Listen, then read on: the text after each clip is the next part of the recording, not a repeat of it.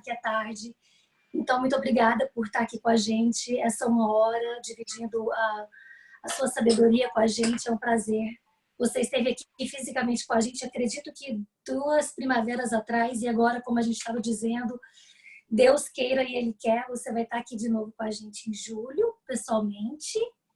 Então, em nome das 2 casas aqui de Vegas, Allan Kardec e a Christian, Las Vegas Christian, seja muito bem-vindo. E vou falar um pouquinho a respeito do Ellerson, vou ler porque a pessoa não lembra de todos esses fatos.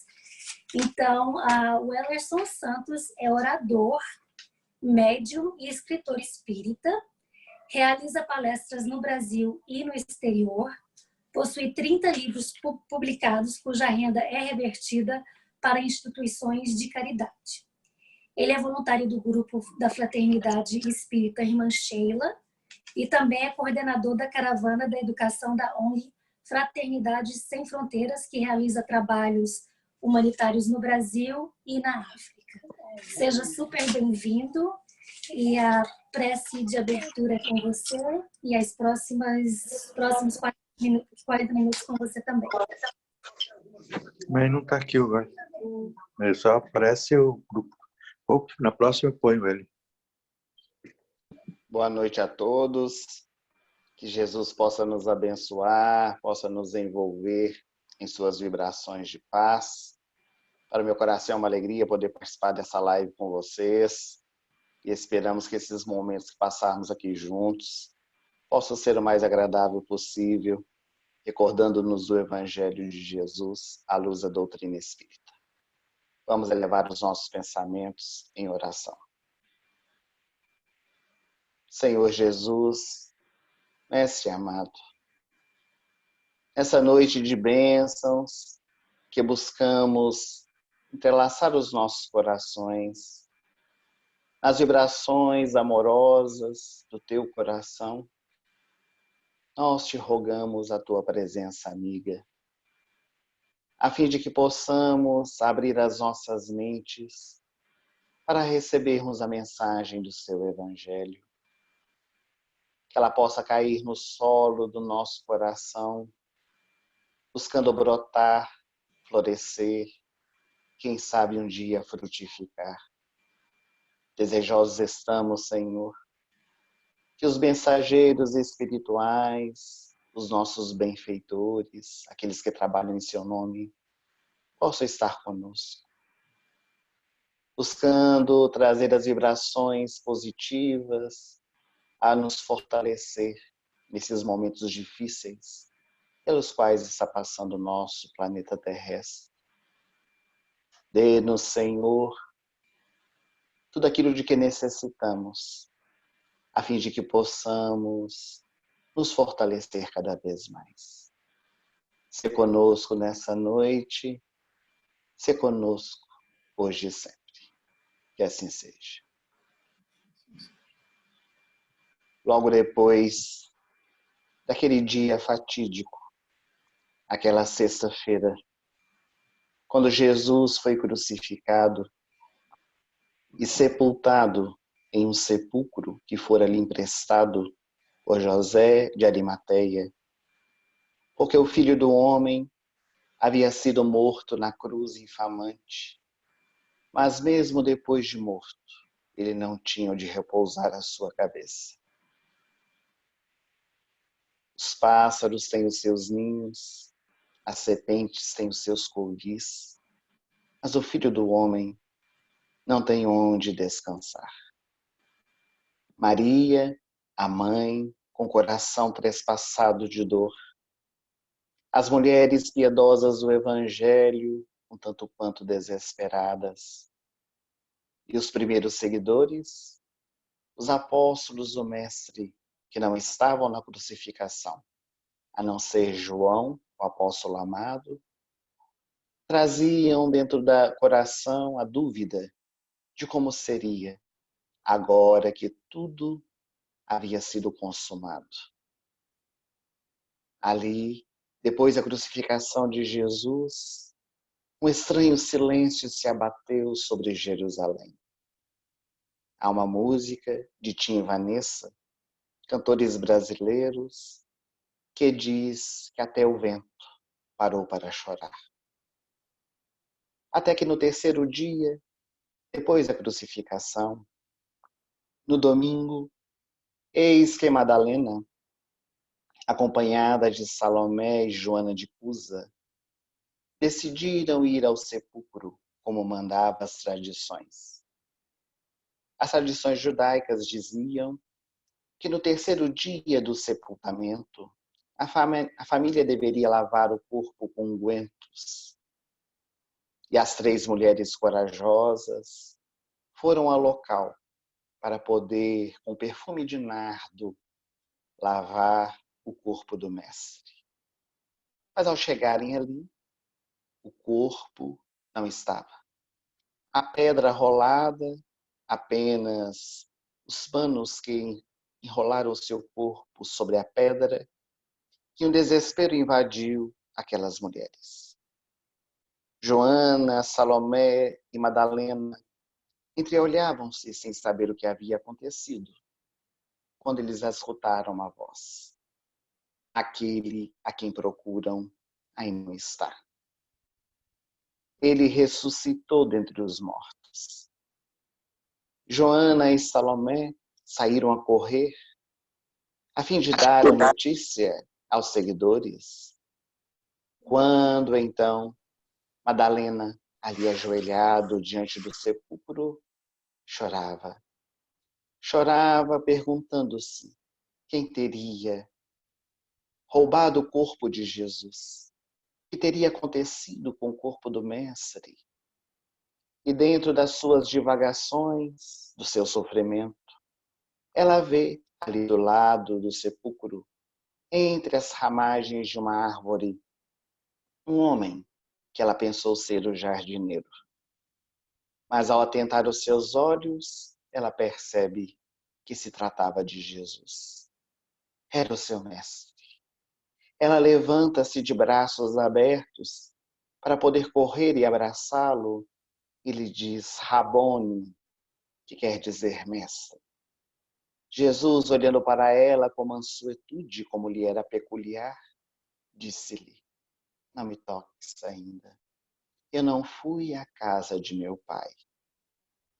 Chico Xavier, o notável médium das Minas Gerais, certa ocasião, em uma de suas entrevistas, ele pôde dizer que o corpo de Jesus havia desaparecido do sepulcro porque ele mesmo o havia implodido. Jesus implodiu seu corpo. Mais a Max, você vai ter Seria...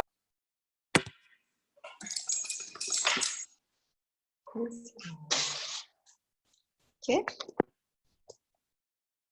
E então vê-lo ali ressuscitado.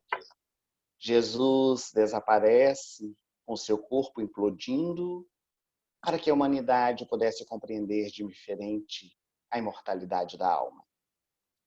Ele pede a Madalena, diz Chico Xavier, para não tocá-lo, porque Jesus estava vindo das regiões dolorosas. Logo depois da sua crucificação e morte, ele teria ido ao encontro de Judas Iscariotes, o seu apóstolo que havia suicidado. Ele não retiraria Judas daquela região em que se encontrava. Era a colheita de uma semeadura. Mas permaneceu com ele por aqueles dias para minorar as suas dores. Por isso ele dizia, ainda não fui à casa de meu pai. Mas diante de Madalena, que embevecida olhava para o Nazareno, ele disse-lhe, vá e diga aos meus seguidores que eu desejo encontrá-los na cidade de Betânia, a fim de poder lhes falar. E da mesma forma que ele aparece a ela, ele desapareceu aos seus olhos. Madalena saiu a correr, foi à cidade de Jerusalém, já que as catacumbas ficavam fora, e ao chegar no cenáculo, onde havia sido realizada a última ceia, estavam reunidos os apóstolos, esbaforida, trazendo na sua face a alegria de ter visto Jesus, ela diz: alegrai-vos, eu lhes trago a boa nova, eu vi. Jesus está vivo, ele retornou dentre os mortos.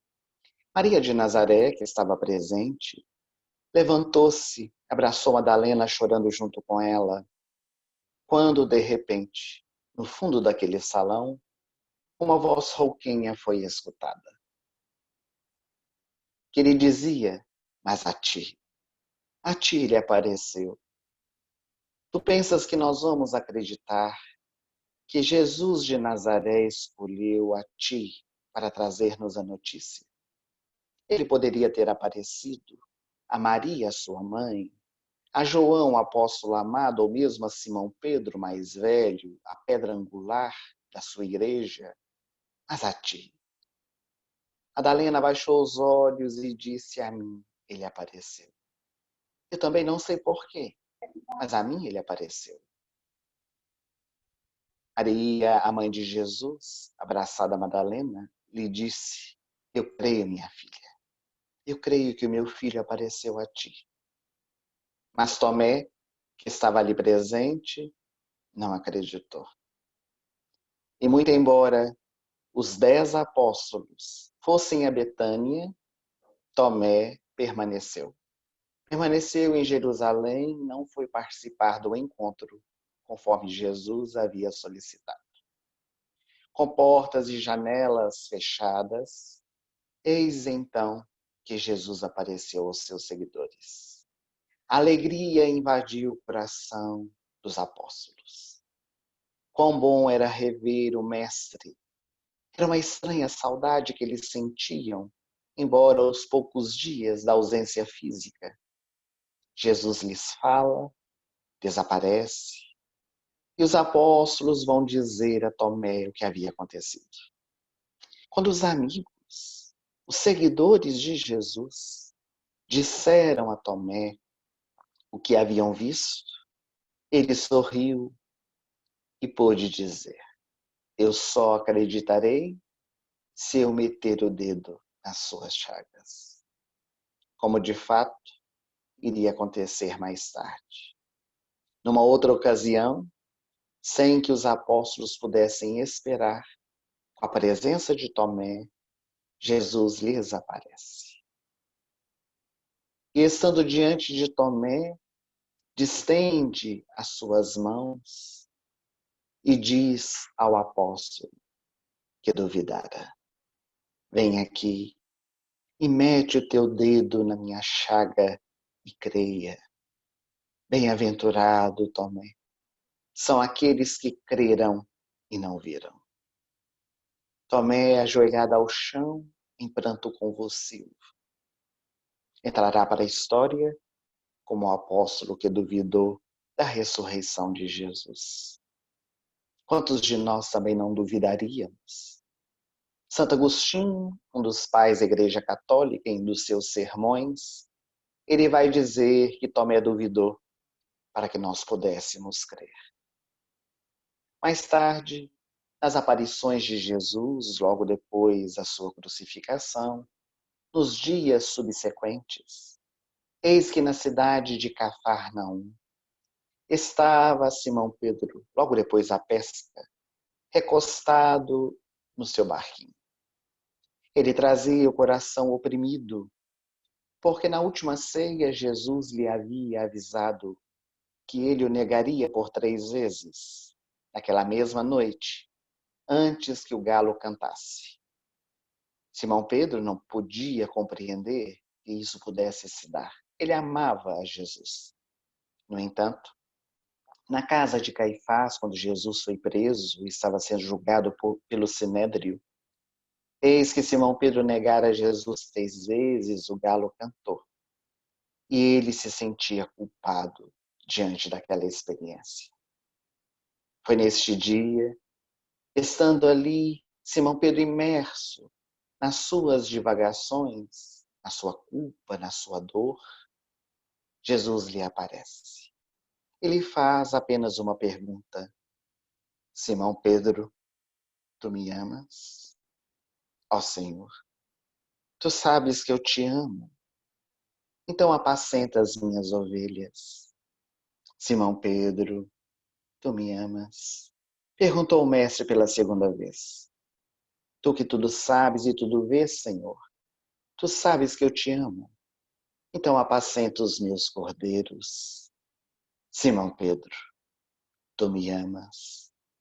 E quando Jesus perguntou pela terceira vez, o apóstolo mais velho colocou a sua cabeça sobre a terra, chorando convulsivamente, e disse: ó Senhor, tu sabes que eu seria capaz de dar a minha vida por ti. Tu que tudo sabes e tudo vês, eu te amo, Senhor. Então, Simão Pedro, apacenta as minhas ovelhas e os meus cordeiros. E levantando Simão Pedro do chão, onde ele encontrava-se prostrado, eis que Jesus lhe diz: quando tu eras jovem, tu andavas por onde querias.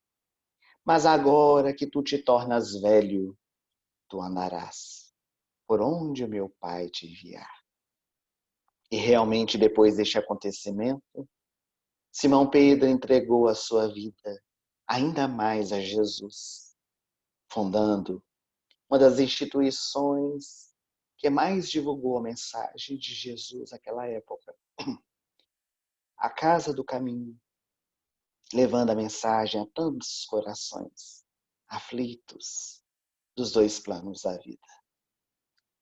Naqueles dias subsequentes, Jesus ainda aparecia aos dois discípulos na estrada de Emaús. Dois homens que seguiam ali, conhecedores da mensagem, e Jesus lhes aparece sem que ele pudesse ser reconhecido pelos próprios discípulos. E somente mais tarde, depois da despedida, depois de cear junto com eles, é que eles caem em si, reconhecendo que se tratava do Mestre de Nazaré. A última aparição de Jesus aos seus seguidores se deu 50 dias após a ressurreição, no dia conhecido como o dia de Pentecostes. Ele aparece aos 500 da Galileia. Ali está Jesus, no Monte das Oliveiras, em Jerusalém, diante daqueles que eram os seus primeiros seguidores. Os apóstolos estavam ali presentes, Maria, a mãe, Madalena e tantos outros. Quando Jesus, brilhando em luz, no alto do monte, faz um dos mais belos discursos que a humanidade já pôde escutar, conclamando a todos nós ao trabalho. Ide e pregai, levai a minha mensagem a todos os povos, e onde se fizer necessário. E ele então desaparece no alto do monte. E os apóstolos, os 11, porque agora Matias havia incorporado o corpo dos apóstolos, eis então que começam a falar em línguas diferentes daquelas que eles conheciam, o fenômeno das línguas de fogo, muito bem compreendido pela doutrina espírita, como o fenômeno da xenoglossia, quando o médium fala uma língua que desconhece. Eles pregam aquelas pessoas que ali estavam, conclamando-as ao trabalho. E a partir daí, eis que a divulgação do Evangelho de Jesus seguirá com aqueles que eram os primeiros seguidores. Jesus ascendeu aos céus, retornou às esferas sublimes de onde saíra para conviver conosco nas trevas da nossa ignorância, mas não nos deixou sozinhos.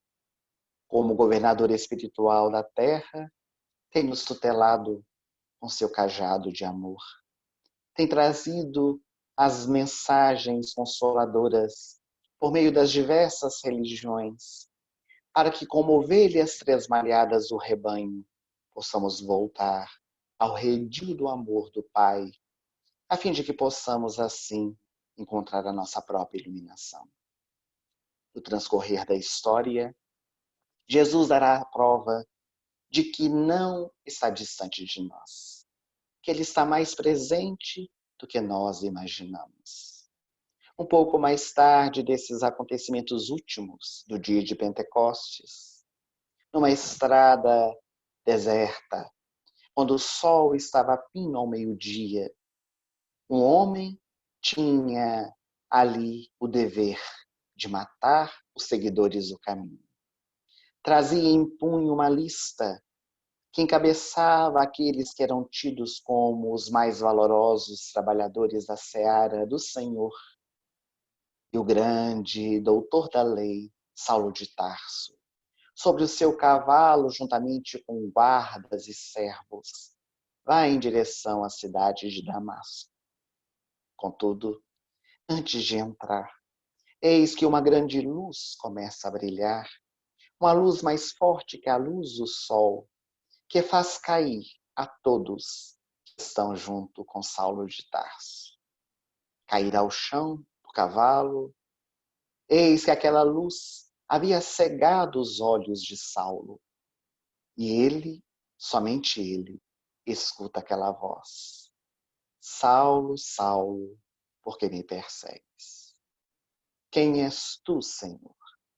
Eu sou Jesus, a quem tu persegues. Que queres que eu faça? Entra na cidade, e lá te será dito o que convém fazer. Jesus desaparece aos olhos de Saulo. Ele fica cego. Todos fugiram com medo, acharam que era uma cilada dos seguidores do caminho, apenas um servo ao lado do seu amo. E ele então leva Saulo de Tarso para a cidade, coloca numa hospedaria, onde permanece durante 3 dias, cego, sem alimento, em profunda meditação. Quando Ananias, a pedido de Jesus, aquele que encabeçava a lista dos que seriam mortos, bate à porta do quarto onde se encontra na hospedaria Saulo e devolve-lhe a vista. E a partir daquele dia, nasce um novo homem na humanidade. O maior perseguidor de cristãos que a humanidade já conheceu, torna-se o maior divulgador, indo para o deserto, estudando com Prisca e Áquila, e logo depois, iniciando trabalhos de divulgação do Evangelho, onde nunca antes havia se falado a respeito dele. A perseguição dos cristãos, empreendida por todos aqueles que não entenderam a mensagem profunda do Evangelho, mesmo com a transformação de Saulo para Paulo, continuaria.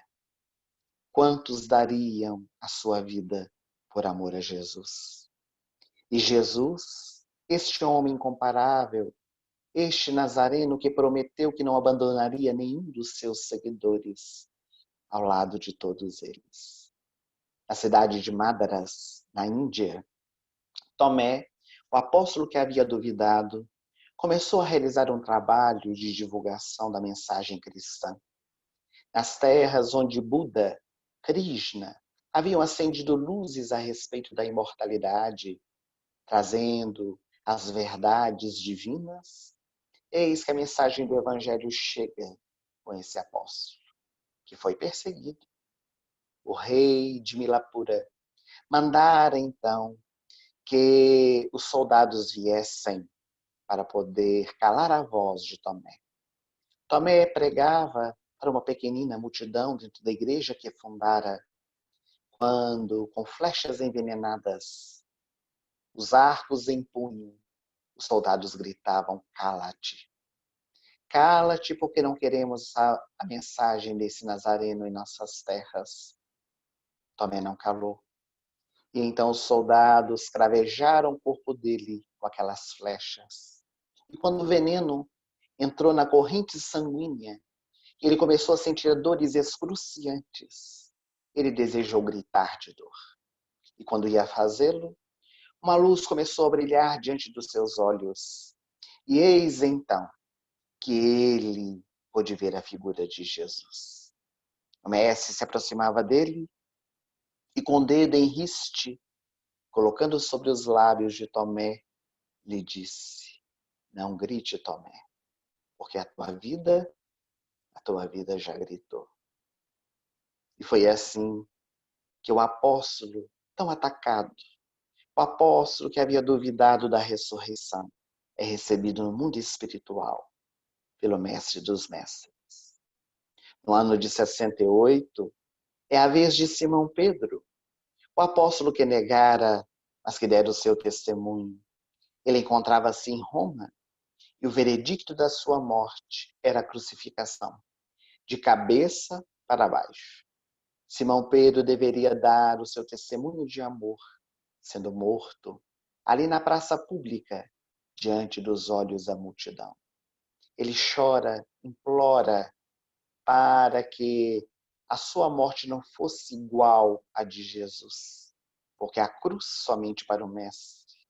E os romanos, para tornar aquele momento mais doloroso, disseram que ele seria crucificado sim, mas de cabeça para baixo.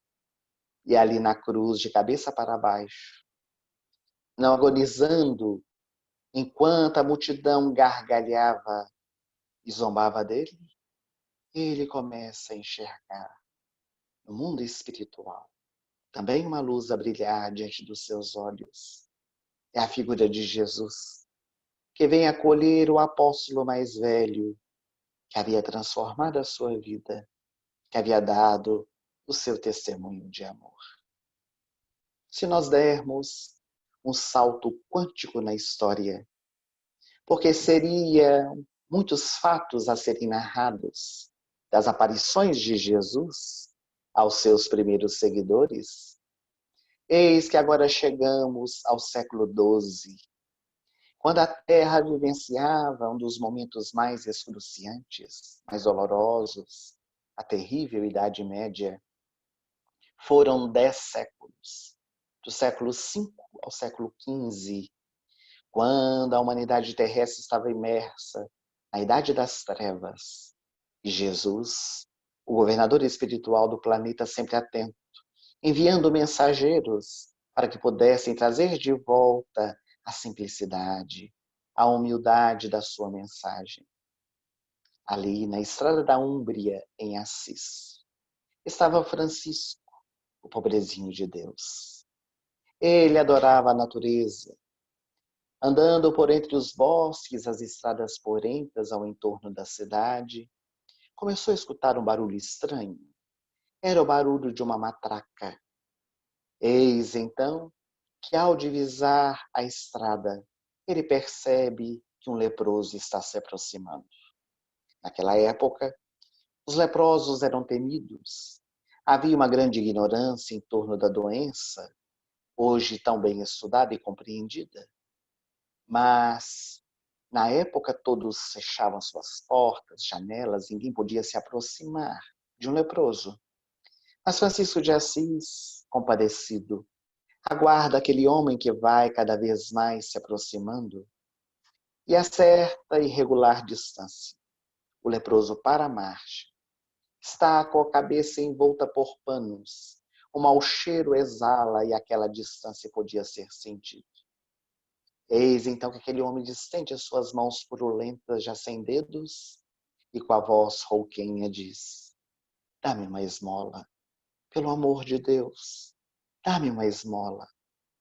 Francisco de Assis procura nas suas vestimentas algo para lhe oferecer e encontra então 2 moedinhas, 2 parcas moedas. Ele distende então as moedas na mão daquele homem necessitado. Deixa cair, vira as costas para ele e segue na estrada poerenta. Quando então ele, com o dever cumprido da doação, sente uma vontade irresistível para olhar para trás. E quando ele se vira, ele vê o leproso, o mendigo, ainda de mão estendida. Como estivesse a lhe dizer que queria algo mais do que simples 2 moedas de prata. Francisco de Assis era uma alma muito sensível, amorosa. Ele começa a chorar, cair em si do que havia feito.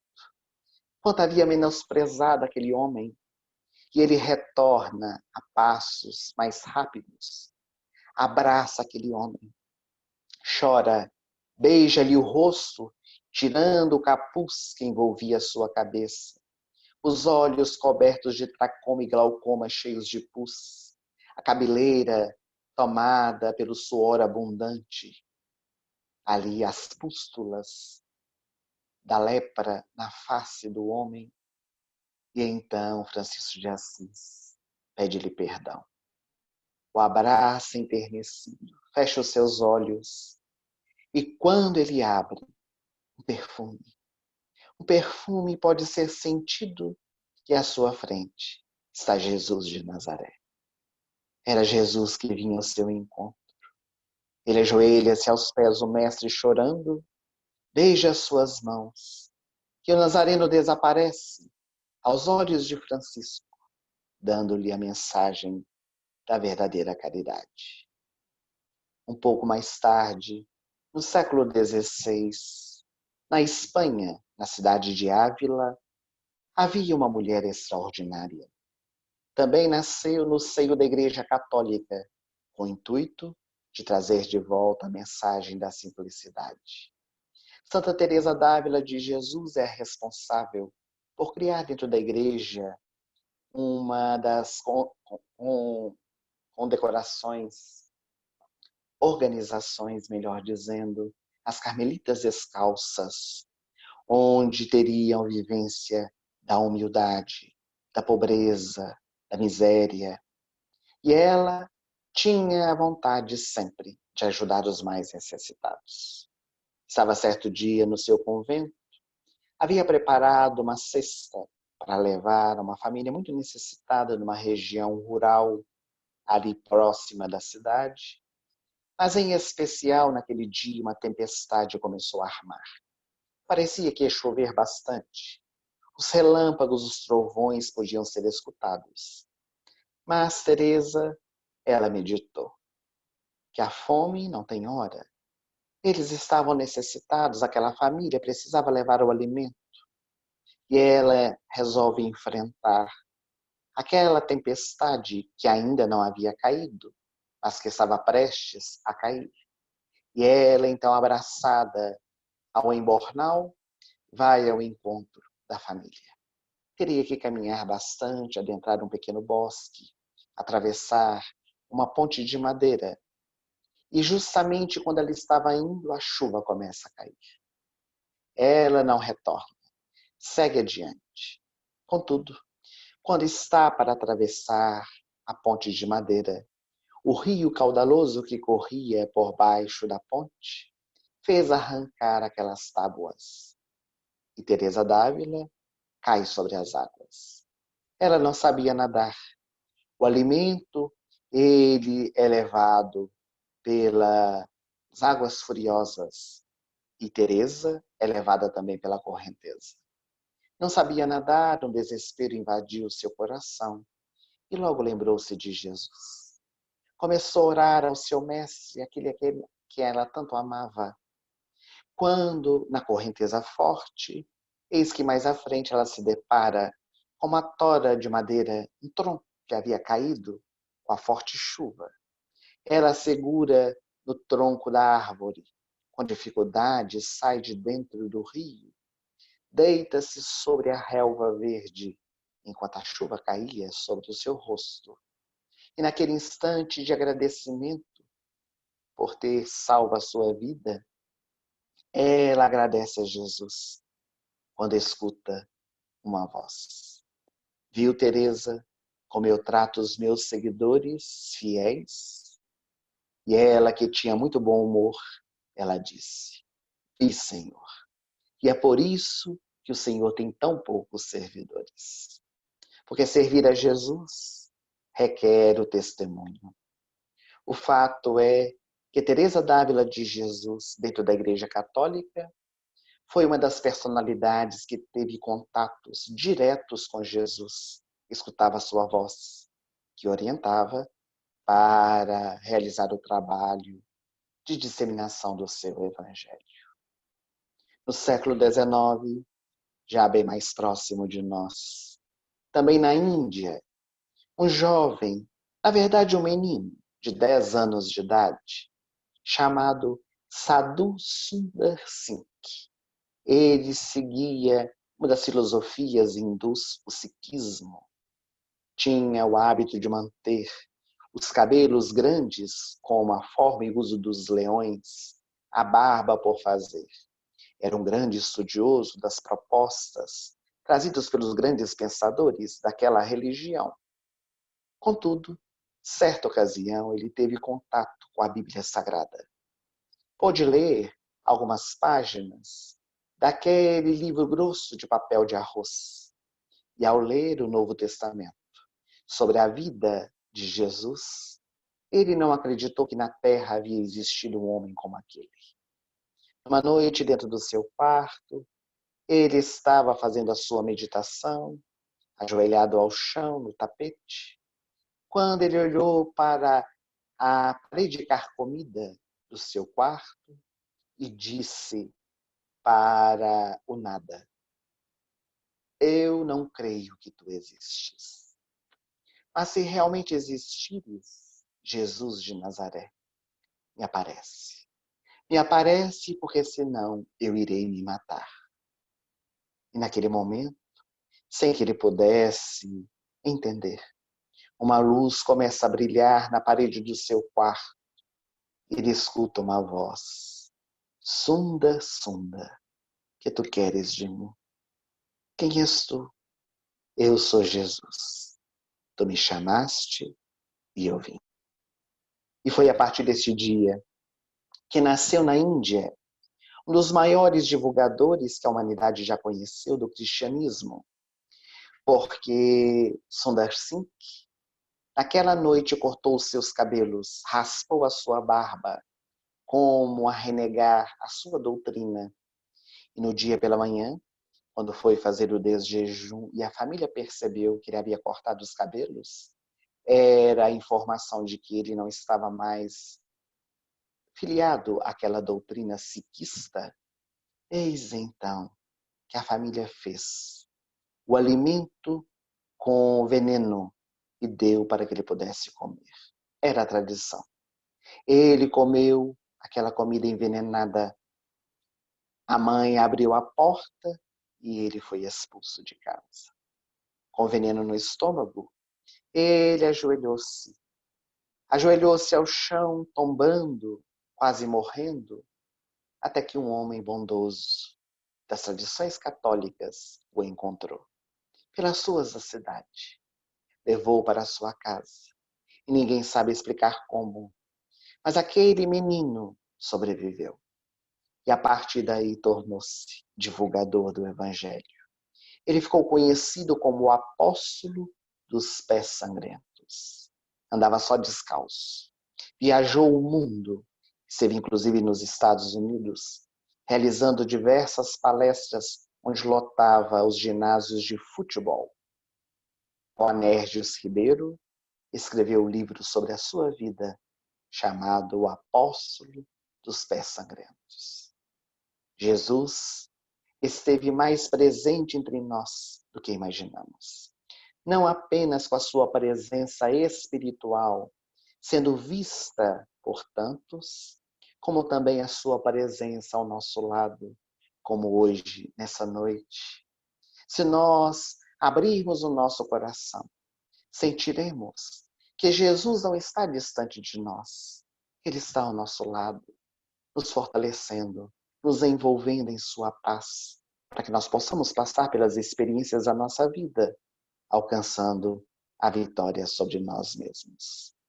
Quando nós somos convidados a falar nessa noite sobre ressurreição e vida, era necessário nós fazermos essa viagem, rememorarmos muitos dos fatos em que Jesus retornou em espírito, aparecendo a tantos, para poder comprovar a imortalidade da alma.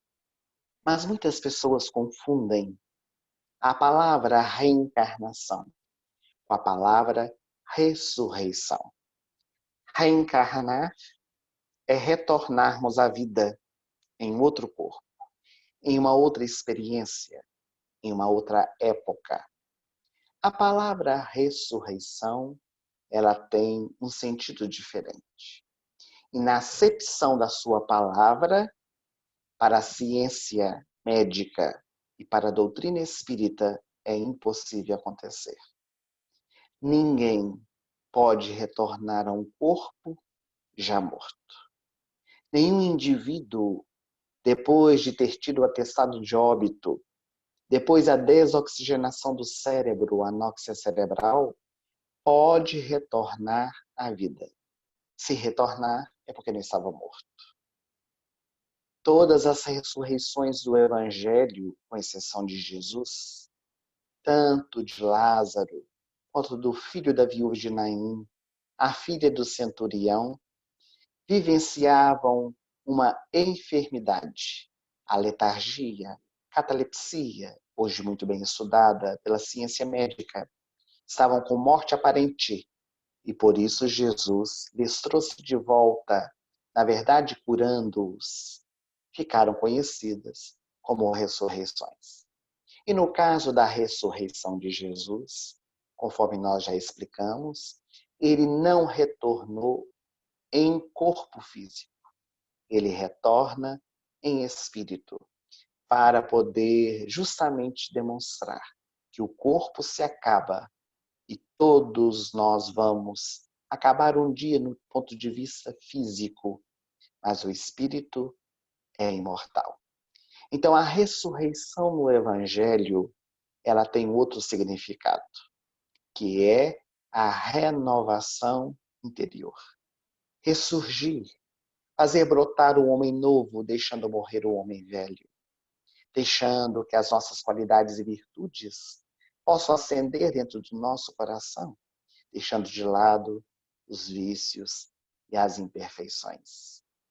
Por isso, amanhã, quando nós vamos comemorar a Páscoa, ao mundo inteiro, ou quase todo o mundo, relembra este momento do Evangelho, porque hoje também a Páscoa foi incorporada às tradições cristãs.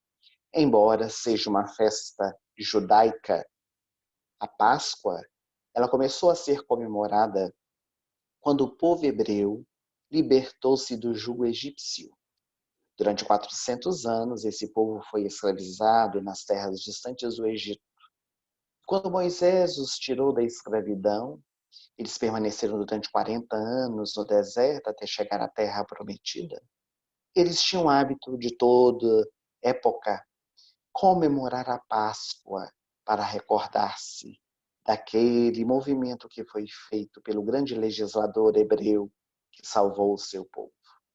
Somente a partir do ano 325 depois de Cristo, quando foi realizado o Concílio de Nicéia, dentre outras coisas que foram definidas, o imperador Constantino exigiu que fosse incorporado no calendário das doutrinas católicas a ressurreição de Jesus. Quando tornou-se a doutrina católica a religião oficial do Império Romano, a Páscoa começou a ser comemorada como a ressurreição do Mestre Jesus, que viera também trazer a nossa libertação. A figura da Páscoa, no entanto, como várias outras datas comemorativas que nós temos dentro da nossa sociedade, tornar-se-ia também uma data comercial, lamentavelmente. O significado da Páscoa, religioso, da introspecção, começou a ser utilizado pelo comércio como uma forma de ganhar dinheiro. E surgiu então as figuras da Páscoa, o ovo e também o coelhinho da Páscoa.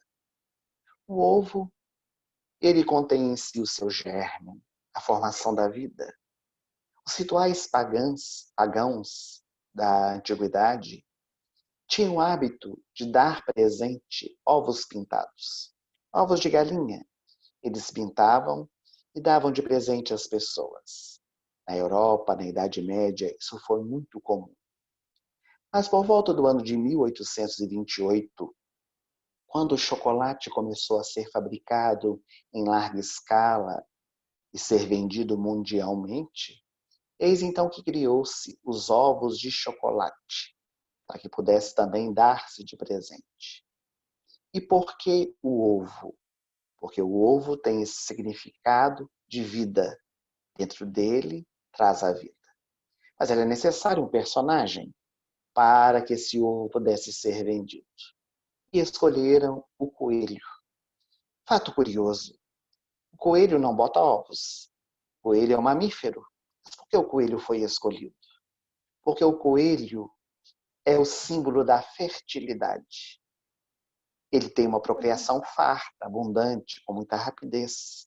Então a figura do coelhinho ficou ligada ao ovo de Páscoa.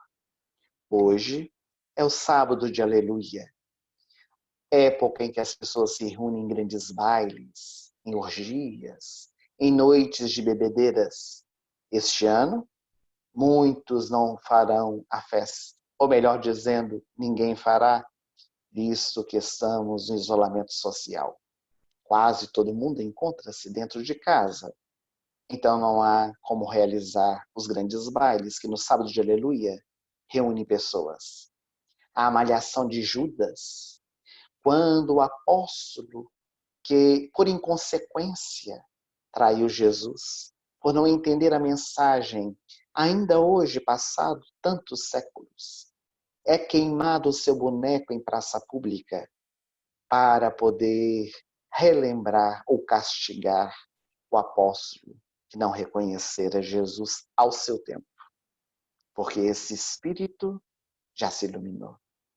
O espírito Judas Iscariotes, logo depois do seu suicídio, amparado por Jesus, mais tarde recolhido das geenas por Maria, a mãe do Mestre, ele começa todo um processo de redenção, de purificação, por meio de sucessivas reencarnações, culminando com a sua reencarnação como Joana d'Arc, a jovem intrépida guerreira francesa que foi queimada viva em praça pública por amor a Jesus.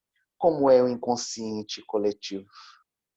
Muito embora a reencarnação não seja algo tão difundido, tão aceito por algumas doutrinas, na doutrina católica, o boneco de Judas Iscariotes é queimado, relembrando talvez a fogueira que Joana d'Arc vivenciou. O fato é que o espírito Humberto de Campos, pela mediunidade de Chico Xavier, vai narrar que numa Semana Santa, como a que nós estamos vivendo, num sábado como hoje, ele esteve visitando Jerusalém, em espírito. Humberto de Campos, em espírito, foi a Jerusalém. E andando pelo Monte das Oliveiras, ele pôde ver um homem que estava sentado sobre uma rocha, olhando para a cidade. Ao aproximar-se, notou que aquele espírito chorava. As lágrimas desciam por sua face.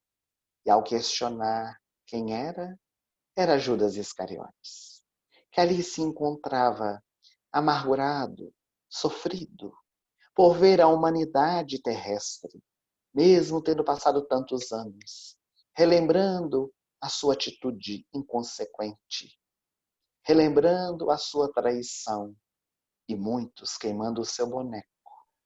E ele falava, contando o que verdadeiramente havia acontecido a respeito da traição.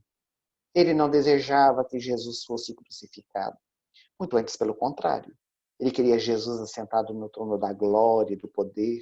E por isso o havia entregue a Anás e Caifás. Mas agora, a humanidade consequente, nós, os cristãos, que temos muitas vezes a audácia de julgar coisa nenhuma, apontamos o nosso dedo para aquele que traiu. Mas será que de alguma maneira nós também não traímos? Então, nessa noite de reflexão, é para que nós possamos deixar Jesus nascer e renascer em nossos corações. É fazer com que Jesus possa verdadeiramente estar conosco, acendendo dentro do nossos corações a chama do seu Evangelho, para que nós possamos dar o testemunho. por onde quer que nós passemos. Porque nos dias de hoje, nós, os cristãos, precisamos vivenciar aquilo que tanto estudamos. Então, nós desejamos que nesses dias de reflexão em torno de Jesus, na Semana Santa da Igreja Católica, por nós espíritas, sempre buscando entender o Evangelho na sua profundidade, nós possamos meditar sobre nós mesmos, fazendo acender as luzes do próprio coração. Nós queríamos muito agradecer o carinho de todos vocês por terem nos acompanhado nas nossas reflexões, agradecer a direção das 2 casas espíritas de Las Vegas pelo convite para essa live. E antes de nós voltarmos a palavra aos nossos companheiros que nos dirigem nessa reunião, para a finalização dela, nós queríamos aproveitar apenas para fazer uma pequena divulgação. Nós achamos de grande importância esses dias de solidariedade em que nós temos despertado dentro do nosso coração a vontade de poder auxiliar aqueles que estão em condições mais difíceis que as nossas. Precisamos agradecer o pão à nossa mesa, a oportunidade do nosso lar, o convívio com a nossa família, e quantos não os têm. Conforme a apresentação que foi lida a nosso respeito, nós fazemos parte de uma instituição, de uma organização não governamental, chamada Fraternidade Sem Fronteiras. Acredito que muitos de vocês que nos assistem conheçam a instituição. Realiza trabalhos não apenas aqui no Brasil, como também na África.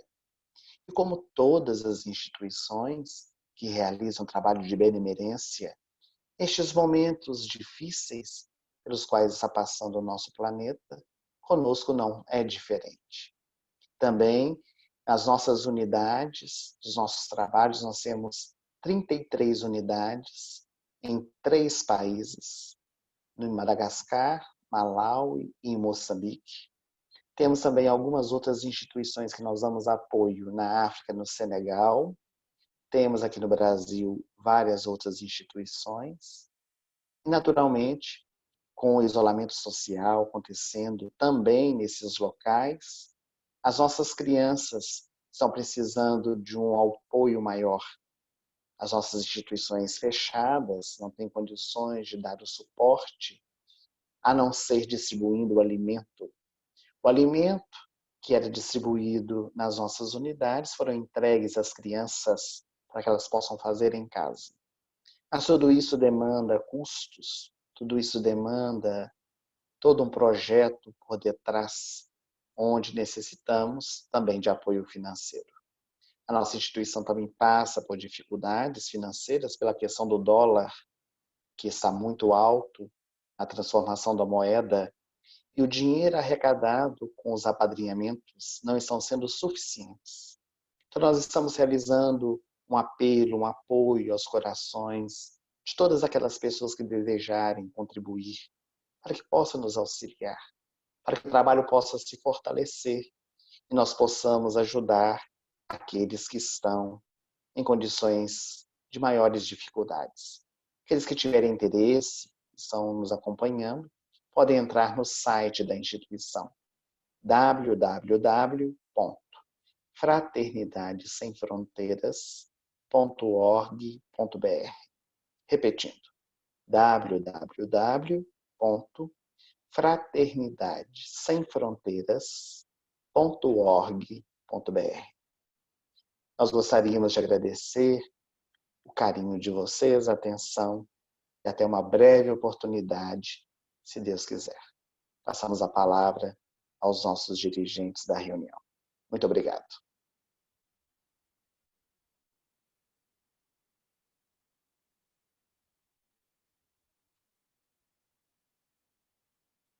A gente que agradece, Wellerson, pela presença. É sempre muito gratificante para a gente ouvir, falar de Jesus. Então, eu estava aqui com a minha câmera desligada porque eu estava chorando litros. É um momento realmente de a gente refletir em nome de todos nós aqui de Las Vegas, agradecer aí o teu tempo, a tua disposição, o fuso horário, a gente sabe que tá tarde aí para você, mas é uma gratidão imensa receber você novamente.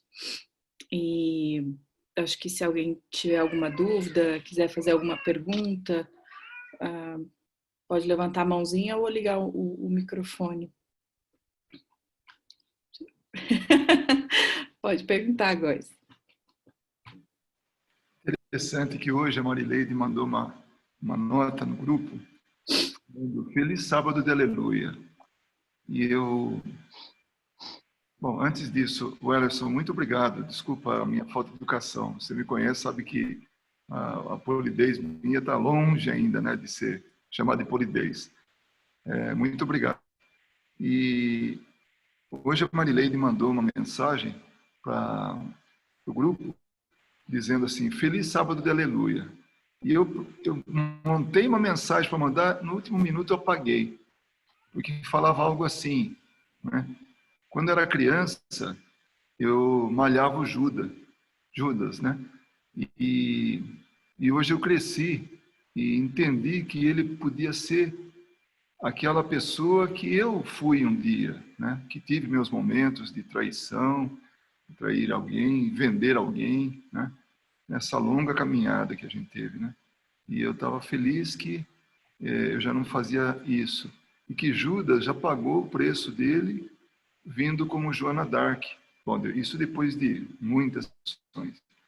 E aí, ouvindo o Ellerson, eu falei, puxa vida, que bom que eu não coloquei isso.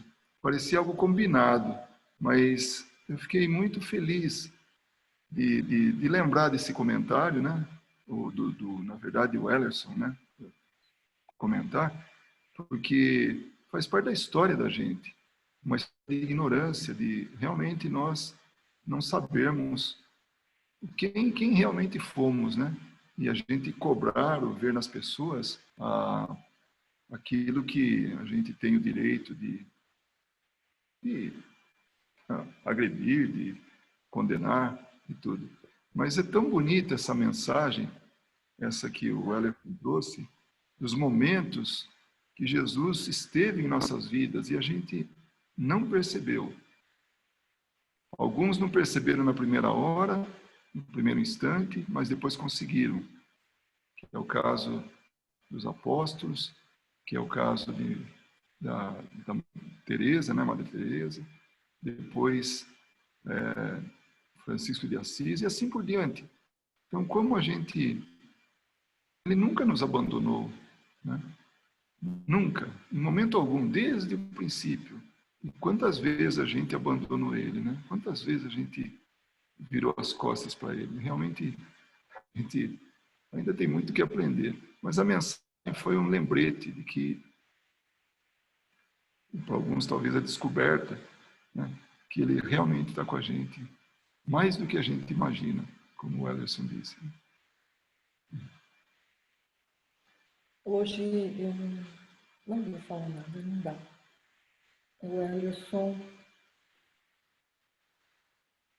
nos fez relembrar Jesus e, acima de tudo, me vem a certeza de que Ele está conosco, sempre esteve. E Ele nos pede tão pouco, e nos dá tanto. Sabe, é isso que eu fico pensando.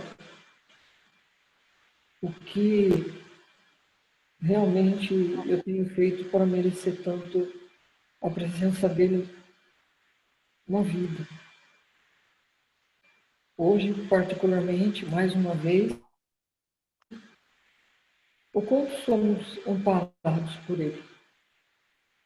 Nós não somos um grupo grande, nem precisamos ser. Mas, sendo esse grupo pequeno, ele não nos deixa ao Deus dará realmente, como dizem, né? Ele está conosco, mesmo sendo pequenos e ignorantes ainda. E que nós realmente tenhamos forças para continuar para que a gente nunca perca a oportunidade de estar com ele.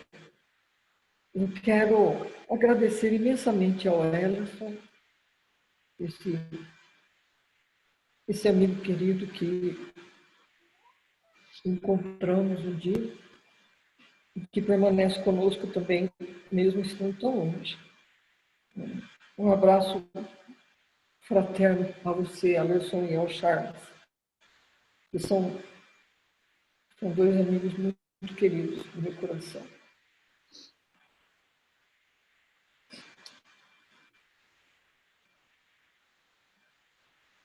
Mais alguém, gente, quer falar alguma coisa? Tá todo mundo caladinho. Fala aí. O Ellerson. Oi, Inês. Tudo jóia? Então, eu tinha te agradecido antes da... Foi uma oratória, foi uma coisa... Eu só queria te agradecer duplamente. Foi como se fosse uma retrospectiva da Páscoa de há 2000 anos atrás. E foi uma coisa muito emocionante. Foi como se Jesus estivesse aqui conosco neste momento. E como ele sempre diz, onde 2 ou mais estiverem em meu nome, ali eu estarei. E eu tenho certeza absoluta que hoje ele esteve aqui. E para mim esse foi o melhor sábado de aleluia da minha vida, foi hoje, ouvindo suas palavras. Não tem como descrever e não tem como te agradecer. Muito, muito, muito obrigada por trazer essa mensagem, essa sua voz, essa sua energia, essa sua luz dentro do nosso coração hoje. A gente que está aqui todo mundo isolado, cada um tentando sobreviver de sua maneira. Realmente foi uma coisa muito, muito emocionante e para mim vai ser inesquecível. Muito, muito obrigada, de coração. Sou eu que preciso agradecer a todos vocês, carinho, né? Mas queria dizer que, na verdade, o que nos toca o coração não são as minhas palavras. O que toca o nosso coração é a mensagem do Evangelho. São os exemplos deixados por esses homens e mulheres que passaram pela Terra, demonstrando para nós que é possível. Que cada um de nós, onde quer que nós nos encontremos, com 1, com 2, com 10 ou com 1000, nós podemos realizar o trabalho que fomos convidados, buscando acender as nossas luzes. Então essa é a nossa proposta, de poder realmente despertar dentro de nós o melhor que temos, para poder servir a Jesus, podermos realmente buscar a nossa iluminação e a nossa transformação interior. Mas agradeço as palavras de incentivo, do Góis, a Vera, a sua e de todos vocês, que mesmo estando em silêncio, conseguem emanar também dos seus corações as vibrações amorosas, de agradecimento, e o nosso também agradecimento a todos vocês. Muito obrigada mesmo, viu, Ellerson, de coração. Então vamos encerrar, né? Vamos fazer a nossa prece de encerramento, sentindo, né, toda essa vibração de amor que nos envolve. Então quero convidar todo mundo a fechar os olhos, que possamos deixar tocar no nosso coração, sentindo a presença de Jesus conosco, dos nossos amigos que também seguem ao nosso lado, todas essas vibrações de amor que o magnetismo do Cristo nos envolve, trazendo a figura de Jesus na nossa mente e abrindo sempre o nosso coração para acolher os seus ensinamentos. Que as palavras do Evangelho possam sempre trazer esse conforto, que possam ser o nosso exemplo para moldar o nosso comportamento, a nossa moral, o nosso dia a dia, a nossa convivência em família, entre amigos, em sociedade. E que Jesus, eu te rogo que durante a nossa caminhada, que possamos ter olhos para ver, ouvidos para ouvir, mas em especial o nosso coração, para te sentir ao nosso lado, para não caminharmos por aí com a nossa fé fraca, deixando o medo tomar conta de nós, mas que possamos sempre sentir o Senhor que nos pega pela mão, nos ampara e nos abre o caminho. Que possamos, Jesus, renovar todos os dias a nossa fé no Teu Evangelho. E te peço, Mestre, para levar esse Teu amor e que dera eu que todas as pessoas pudessem sentir o que a gente sente, tocados pelo Teu amor. Todas as pessoas que necessitam, que possam ser amparadas, que possam sentir a Tua presença. Aos amigos espirituais que trabalham incessantemente por nós, conosco, no nosso planeta. Envolva, Senhor Jesus, todos os que trabalham na Tua obra do bem e aqueles que ainda não despertaram, que possam também um dia, Jesus, receber a bênção de ter os olhos e os ouvidos e o coração pronto para Te receber. Que possamos seguir nessa caminhada, unidos, fortalecidos pelo Teu Evangelho, até o nosso próximo reencontro, Jesus. E que assim seja, graças a Deus.